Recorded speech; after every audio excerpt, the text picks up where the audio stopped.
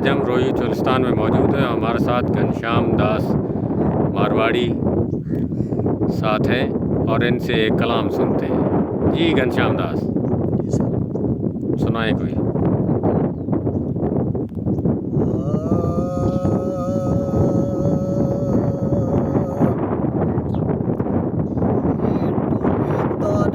दिल को भाणे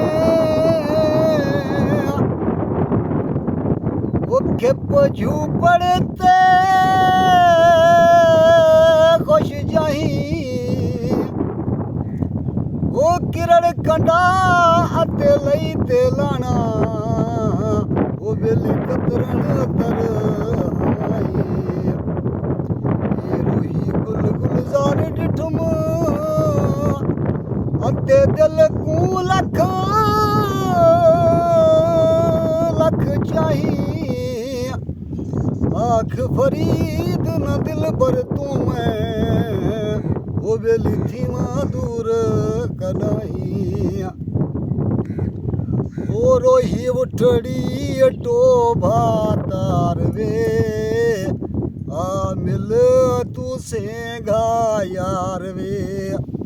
रोही उठड़ी टोभा तार वे आ मिल तू सेगा यार वे आ मिल तू सेगा यार वे थे थलड़े बाग बहार वे चौधारों गुल गुलजार वे ओ रोही उठड़ी टोभा तार वे आ मिल तू सेगा यार वे रोही उठड़ी टोभा तार वे आ मिल तू सेगा यार वे बैठा दिन हार सिंगार वे सुरखी ते कजल दी धार वे बैठा दिन हार सिंगार वे सुरखी ते कजल दी धार वे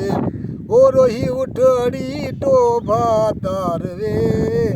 आ मिल तू सेगा यार वे आ मिल तू सेगा यार वे।